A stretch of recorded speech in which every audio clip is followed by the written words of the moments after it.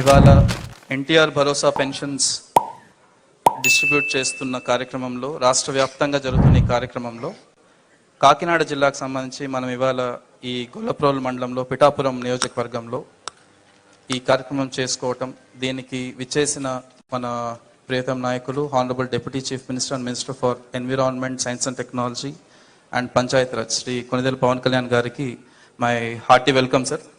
And అలాగే I invite Shri Mareddy Srinivas garu, Varma garu, then Krishnaraju garu and all my colleagues from the district administration, media మిత్రులకి, విచ్చేసిన police వారికి, then all staff from secretariats, village and ward secretariats and who are involved in pensions విషయంలో involve అయిన staff అందరు ఇక్కడే ఉన్నారు.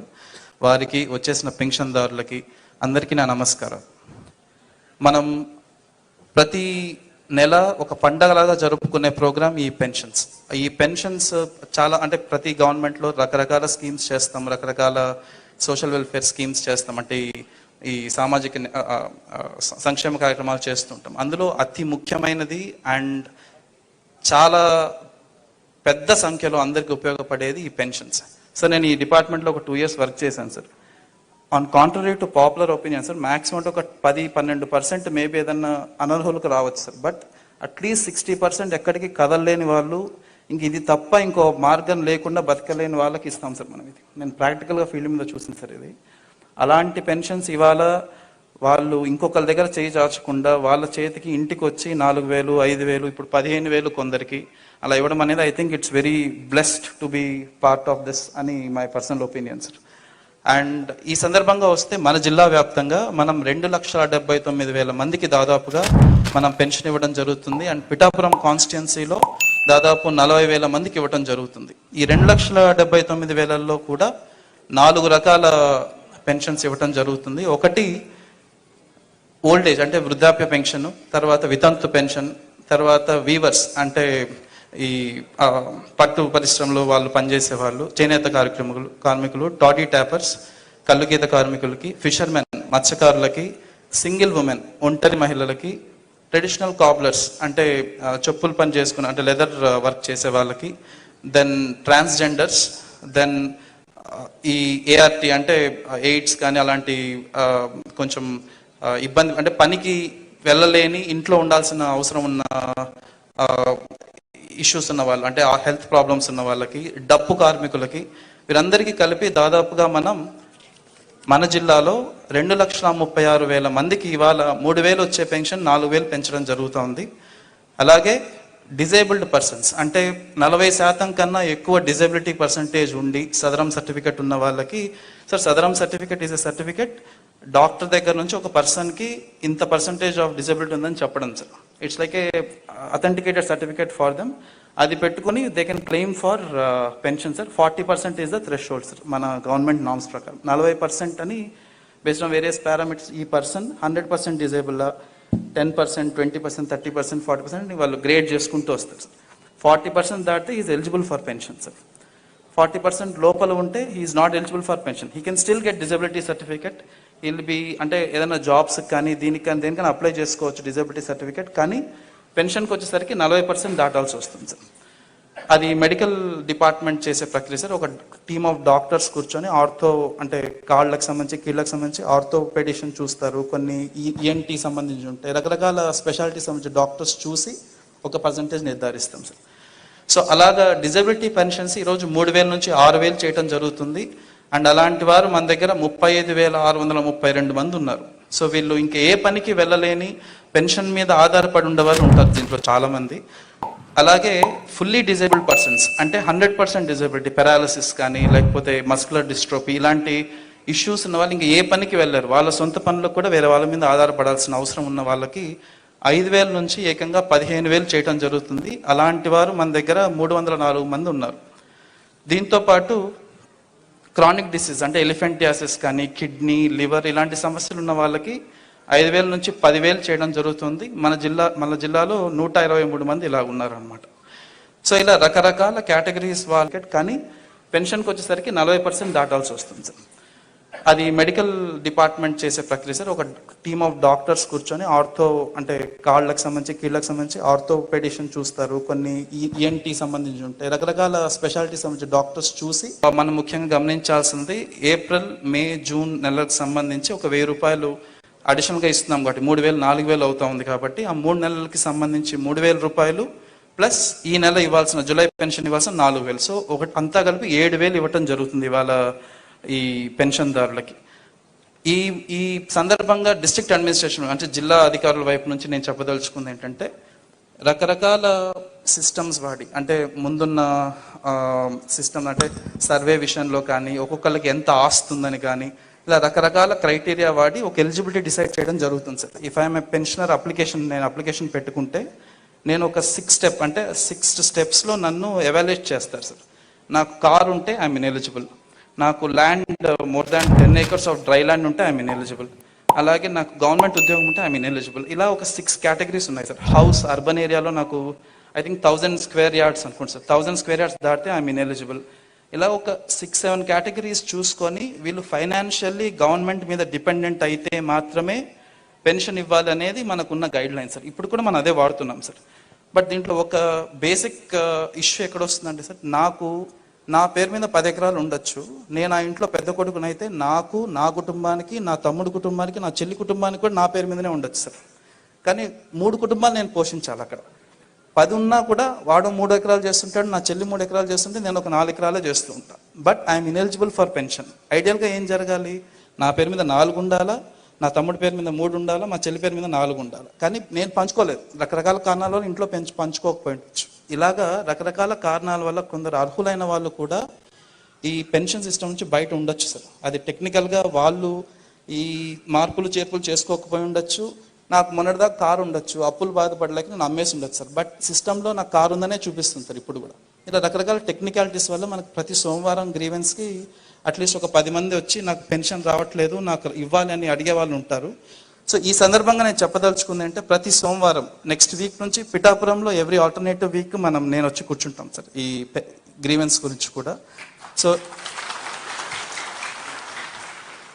ఎట్టి పరిస్థితుల్లో ఇలాంటి టెక్నికల్ ఇష్యూస్ వల్ల అంటే మీకు రావాల్సిన అర్హులుగా ఉన్న వాళ్ళకి ఇవ్వలేని పరిస్థితుల్లో ఏదైనా కారణాల చేత ఇవ్వలేకపోతే కూడా తెప్పించే బాధ్యత మేము తీసుకుంటాం. And we promise to you sir, అది ఓవర్ నెక్స్ట్ 3-4 months ఇంకా అలాంటి అర్హులు ఎవరు లేకుండా చూసే బాధ్యత మేము తీసుకుంటాం సార్. ఇంకేదైనా ఒకటి ఉన్నా మనం వెంటనే ఇంక్లూడ్ చేయడానికి మా వంతు మేము ప్రయత్నం చేస్తాం. మీ వైపు నుంచి మీరు చేయాల్సింది ఒకటే పని, కొంచెం ఓపిక చేసుకొని ఒకసారి గ్రీవెన్స్కి రావటము, మీకు సంబంధించిన కాగితాలు, ఆధార్ కార్డులు అలాంటివి తీసుకొని వస్తే దానికి సంబంధించి ప్రయత్నం చేస్తామని. తర్వాత ఈ sir last issue that I want to tell, ఇప్పుడు ఈ రోజు నుంచి మనకి గవర్నమెంట్ ఎంప్లాయీస్ మీ ఇంటికి వచ్చి ఇవ్వటం జరుగుతుంది. సో మీ ఇంట్లో ఉన్న పెద్దవారు కానీ ఇక్కడ ఉన్న పెన్షనర్స్ కానీ జూలై 1వ తారీఖు మార్నింగ్ అట్లీస్ట్ 1వ తారీఖు అంటే 6 గంటల నుంచి స్టార్ట్ చేయడం జరుగుతుంది కాబట్టి ఇళ్లలోనే ఉండి పెన్షన్స్ తీసుకోవాల్సిందిగా కోరుతున్నాం. సో దయచేసి ఆ రోజు బయటికి వెళ్ళడము ఇంకోటి ఏదో చేయడం వల్ల ఆ రోజు రాలేదని చెప్పి భయపడకుండా, ఒకవేళ ఆ రోజు రాకపోతే నెక్స్ట్ రోజైనా ఇస్తాం, కానీ వీలైనంత వరకు 1వ తారీఖు అందరూ అందుబాటులో ఉండాలని కోరుకుంటూ సార్, నాకు I'm thankful for this opportunity. And నేను వచ్చిన ఫస్ట్ వీక్లోనే ఇంత మంచి ప్రోగ్రాంలో in your presence I'm blessed to be there. ఈ కార్యక్రమంలో పాల్పంచుకోవడానికి I'm very happy and thank you so much for the opportunity sir. మొదట మొత్తం పెన్షన్స్ అందుకునే లబ్ధిదారులు 40,765 మంది. దీనికి సంబంధించిన డబ్బు రూపంలో మొత్తం 27,34,00,000. వృద్ధాప్య పెన్షన్ అందుకునే వాళ్ళు దాదాపు 20,396, వితంతు పెన్షన్ అందుకునే వాళ్ళు 9,970, దివ్యాంగులు పెన్షన్ తీసుకుని 4,819, మత్స్యకారులు 1,498, చేనేత కార్మికులకు సంబంధించిన 997, కల్లుగీత కార్మికులు 619, డప్పు కళాకారులు 230. ఇలా కాకుండా అలాగే ట్రాన్స్జెండర్స్ కానీ ఇందాక మీరు మాట్లాడుతూ ఉన్నారమ్మా, దీని గురించి మీరు ప్రత్యేకంగా మీకు మాట్లాడతాం మీ గురించి. కరెక్టే, ఇవన్నీ మీరు ఒక్కరోజు వినండి, మీరు ఆవేశపడకండి, కూర్చోండి, వినండి, దయచేసి వినాలి. మీరు జర్నలిస్టా, మీరు సంఘం నుంచి వచ్చారు? ఓకే, కూర్చోండి ప్లీజ్, కూర్చోండి. ముందు ఎక్కడో చోట ఒక అడుగు మొదలు పెట్టాం. మీ తమరి పేరు జాన్, మీ పేరు మీ పేరు సార్? ఓకే, గోవిందరావు గారు. ఇది ఎక్కడో ఒక చోట మొదలు పెట్టాం, గుర్తుపెట్టుకో. ఇందాక కలెక్టర్ గారు కూడా అదే చెప్తున్నారు. ప్రతి ఆల్టర్నేట్ వీక్ నేను వచ్చి పిఠాపురంకి వచ్చి కూర్చుంటాను. అవి ఏవైతే ఉన్నాయో అవి ఇవ్వండి ఖచ్చితంగా. దీంట్లో కూడా చాలా ఛాలెంజెస్ ఉన్నాయి. గత ప్రభుత్వం కూడా అర్హత లేని వాళ్ళని పెట్టారని, అర్హత ఉన్న రకరకాల కామెంట్స్ ఉన్నాయి. వీటన్నిటికీ కలెక్టర్ గారు వీళ్ళందరూ సలహాలు ఇచ్చేది ఏంటంటే, కేంద్ర క్యాబినెట్కి చెప్పాలి, మనం రాష్ట్ర క్యాబినెట్కి చెప్పమంటుంది ఏంటంటే, ఒక రీసర్వే కూడా జరిగితే చాలా మంచిది దీని మీద. ఖచ్చితంగా కలెక్టర్ షాన్ మోహన్ గారు చెప్పిన ఈ సలహాని రాష్ట్ర కేబినెట్ ముందు ఖచ్చితంగా గౌరవ ముఖ్యమంత్రి చంద్రబాబు గారి దగ్గర దృష్టిలో కూడా పెడతాం. అది కేంద్ర కేబినెట్లో, రాష్ట్ర కేబినెట్లో మేము చర్చిస్తాం.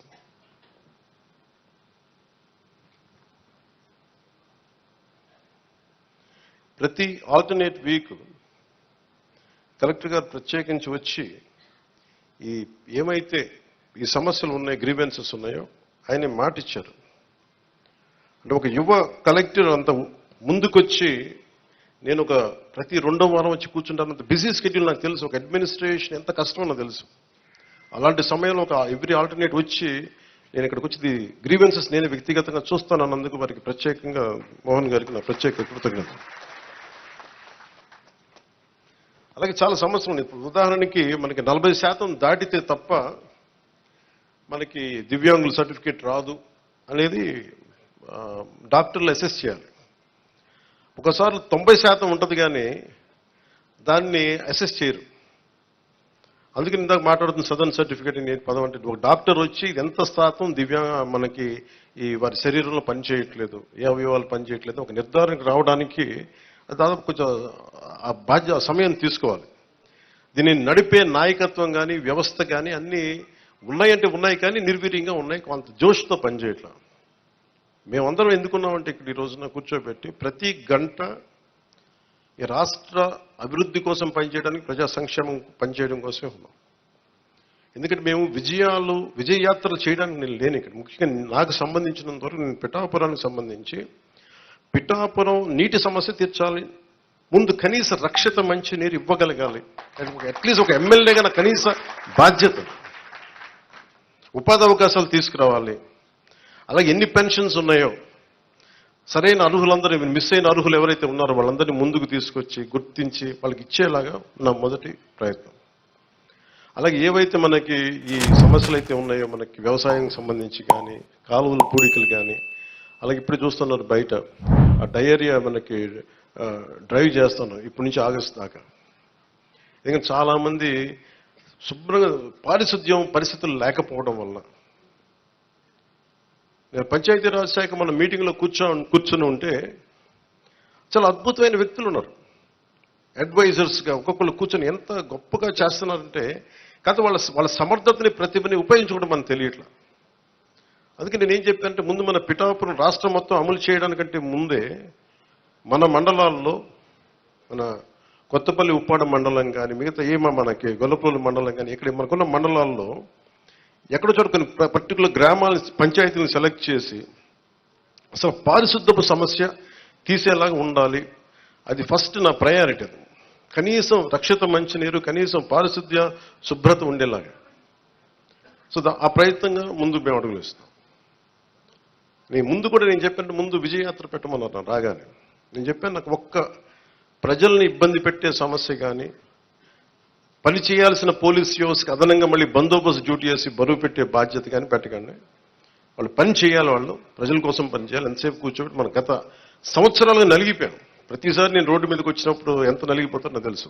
అందుకని ఈ విజయయాత్రలు ఇవన్నీ పక్కన పెట్టి మీకు నేను పని చేసి పిఠాపురం నా సోదరులందరికీ, ఆడపడుచులకి, అన్నదమ్ములందరికీ పని చేసి మరి అప్పుడు విజయయాత్ర చేస్తే నాకు ఒక తృప్తి ఉంటుంది. గెలిచినందుకు నాకు ఆనందం లేదు, పని చేసి మీ మన్నన పొందిన తర్వాత నాకు అప్పుడు ఆనందం వస్తుంది. మీ మన్నన పొందే వరకు అప్పుడు నేను ఎమ్మెల్యే అప్పుడే ప్రకటించుకుంటాను. ఇప్పుడు మీరు అంటే నాకు హై స్టాండర్డ్స్ పెట్టుకుంటాను. నాకు చాలా హై స్టాండర్డ్స్ పెట్టుకుంటాను. నేను పని చేసే వరకు కొన్ని వదలను. ఇక నాకు పిఠాపురాన్ని నేను మీకు మాటిస్తున్నాను, భారతదేశంలో అత్యంత మోడల్ నియోజకవర్గంగా చెయ్యాలి అని ఒక ఆకాంక్ష ఉంది. ఎందుకంటే పెద్ద పెద్ద పరిశ్రమలు రావాలి, ఇక్కడ కాలుష్యం లేని పరిశ్రమలు ముఖ్యంగా రావాలి, అవన్నీ తీసుకురావాలి. ఇక్కడి నుంచి విదేశాలకు ఎవరికైనా ట్రైనింగ్ వెళ్ళాలంటే విదేశాలకు ఇక్కడ ట్రైనింగ్ ఇప్పించి రకరకాల వృత్తి కోర్సుల ద్వారా కొంతమంది పంపించాలి. ఇక్కడి నుంచి చాలా విభిన్నమైన ఎక్స్పర్ట్స్తో మాట్లాడుతాను, వాళ్ళందరికీ ఇక్కడికి రావాలి, తీసుకొస్తాను. అందుకే నేను ఈ రోజున కూడా చెప్పాను, ప్రజలకు అందుబాటులో ఉండండి. నా ఆఫీసు కూడా చెప్పాను, ముందు నా సేఫ్టీ కోసం పోలీస్ మన సెక్యూరిటీ నామ్స్ ప్రకారం కంచెకించి అవన్నీ తీసేసి ఉంచనివ్వండి, కానీ బట్ ప్రజల దగ్గరికి వచ్చేటప్పుడు మటుకు జస్ట్ ఎలాంటి అడ్డులు లేకుండా చూడండి. ఇదివరకు నేను జనవాణి కార్యక్రమం ఎలా చేశానో నాకు అంతే జనం అట్లాగే ఉండాలి. ఒకేసారి మీద పడితే కష్టం అవుతుంది, అంతమించి తప్ప నేను ఎప్పుడు మీకు అదే అందుబాటులో ఉంటాను, అలాగే ఉంటాను.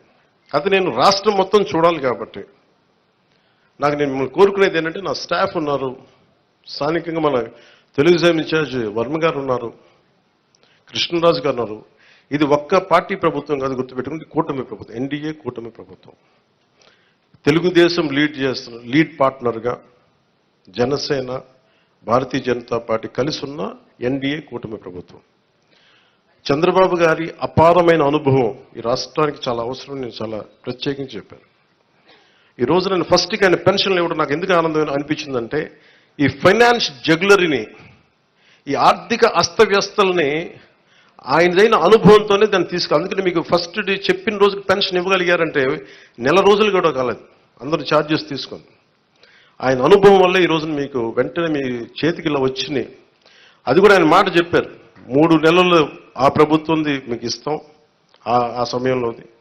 అలాగే కూర్చోబెట్టి ఒక 7,000 ఇవ్వడం కానీ, మీకు ముఖ్యంగా దివ్యాంగులకు 15,000, మీరు అడిగింది 10,000 ఆ రోజున మీరు అడిగారు, కానీ 15,000. ఇదేంటంటే మీరు ఒకళ్ళు కాదు, నాకు తెలుసు మందకృష్ణ మాదిక్ గారు ఎంత చేశారో నాకు తెలుసు. అది ఆయనకు నిజంగా ఈ సందర్భంగా ఆయనకు మనస్ఫూర్తిగా నేను ఆయన అభినందిస్తున్నాను.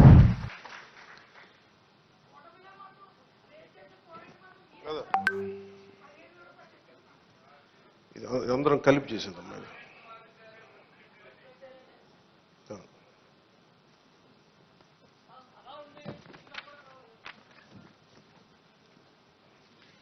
ఒకసారి మీరు అర్థం చేసుకోవాల్సింది, ఇది నేను రిపీటెడ్గా నేను ఫస్ట్ ప్రభుత్వం బాధ్యత తీసుకున్న తర్వాత, ఉప ముఖ్యమంత్రి స్థానం తీసుకున్న తర్వాత ఫస్ట్ నాకు భయం లేదు నాకు. ఎందుకంటే నేను 10 రూపాయలు డబ్బులు వెనక్కేసుకోవాలనో లేదంటే నాకు కొత్త పేరు రావాలనో నాకు నిజంగా లేదు. నాకు ప్రజల్లో చాలా సుస్థిరమైన స్థానం ఇచ్చారు. నేను ఒక నటుడిగా పూర్తి స్థాయిలో ఉన్నప్పుడు నాకు డబ్బు కొదలేదు. నాకు రాజకీయాలకి డబ్బుకి సంబంధం లేదు నాకు. సో డబ్బులతో నాకు రాజకీయాలు ముడిపడలేదు. అందువల్ల నేను చేసేటప్పుడు మీకు మొత్తం సాయశక్తిలో పెట్టేస్తాను. మీరు చెప్పిన ప్రతి సమస్యకి పెడతాను. అదే డబ్బు అందరికీ ఏముంటుందంటే, ప్రభుత్వం రాగానే అన్ని సమస్యలు చిటికలో అయిపోతాయి. కానీ చిటికలో అయ్యే వరకు పనిచేస్తాం. దీనికి ఇప్పుడు మీరు చెప్పారు, మీరు మోహన్ రావు గారు, మీరు గోవిందరావు గారు, ఇవన్నీ మేము మర్చిపోను. అలాగే వినండి నా మాట, మా పాయింట్ అర్థమైంది కదా, వినండి. ఇదేంటంటే మీకు వినే ప్రభుత్వం చెప్పడానికి నేను ప్రభుత్వ ప్రతినిధిగా చెప్తున్నాను.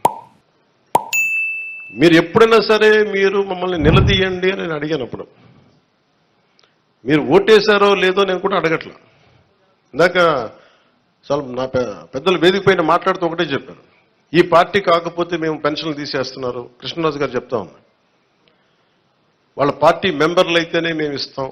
నేను మీకు మాటిస్తున్నాను, గత ప్రభుత్వంలో కాదు, మీరు ఏ పార్టీకి సంబంధించిన వారైనా కనీసం మీకు ఇవ్వటం అది మా కనీస ధర్మం, ఈ ప్రభుత్వ బాధ్యత.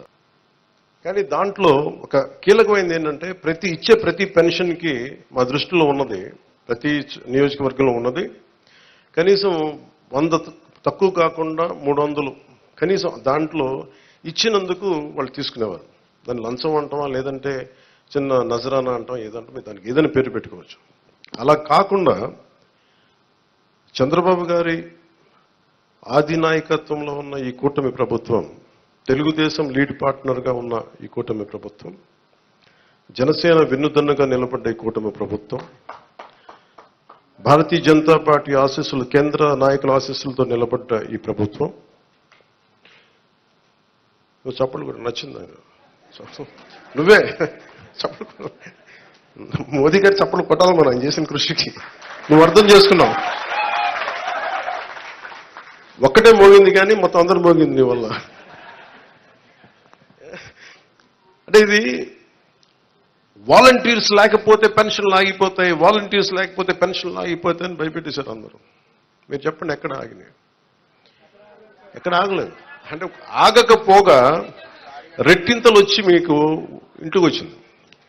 అంటే సెక్రటరీ అంటే నేను ఒకటే అడిగాను మన పంచాయతీ రాజ్లో. అంటే మనకి ఒక పిఠాపురంలోనే 600 షణ్ముఖ 620 సెక్రటేరియట్స్ కదా మనకు ఉందండి జిల్లా మొత్తం మీద. జిల్లా మొత్తం మీద 620 సెక్రటేరియట్స్, 600 సచివాలయాలు. వీళ్ళందరూ ప్రభుత్వ ఉద్యోగులు. దాదాపు 6,000 మంది పైచిలుక అధికారులు, మనం టోటల్గా ప్రభుత్వ ఉద్యోగుల్ని మీ ఇంటికి వచ్చి మీకు డబ్బులు ఇస్తా ఉన్నారు. వాలంటీర్స్ లేకపోతే ఎక్కడ ఆగినాయి చెప్పండి ఈ రోజున పెన్షన్స్? ఆగో. కానీ వాలంటీర్స్కి ఆల్టర్నేట్ ఎంప్లాయ్మెంట్ ఎలా ఇవ్వాలి అది మేము ఆలోచిస్తాం. అలాగే 620 సెక్రటేరియట్స్ మొత్తం మన కాకినాడ జిల్లా మొత్తం మీద. పిఠాపురంలో 120 సెక్రటేరియట్స్. ఒక్కొక్క సెక్రటేరియట్కి 10 మంది చొప్పున ఒక్కొక్క సెక్రటేరియట్కి. అలాగే ఒక పిఠాపురం దాదాపు 1000 మంది పైచిలకు ప్రభుత్వ ఉద్యోగులు ఇంకా అదనంగా అవసరమైతే వాళ్ళతో కూర్చొని గతంలో 3 రోజులు 4 రోజులు ఇచ్చాడు. అలా కాకుండా ఈ రోజు పొద్దున 6 గంటలకు మొదలు పెడితే ఈ రోజు రాత్రికి దాదాపు 100% అయిపోవాలి. ఒకవేళ 1-2 ఎవరైనా లేక ఇళ్లలో లేకపోయినా, ఇంకో పరిస్థితుల్లో ఉండకపోయినా రేపు అయిపోద్ది. మ్యాక్సిమం రేపు మొద్దున మధ్యాహ్నంలోపు అయిపోవాలి. ఇది టార్గెట్ పెట్టుకున్నాం, దాని దిశగా వెళ్తున్నాం. అందుకని పొద్దున్న 6 గంటలకి ఈ రోజు ప్రారంభం అయిపోయింది. దాదాపు నేను వచ్చే టైంకి 25% అయిపోయింది ఇక్కడ.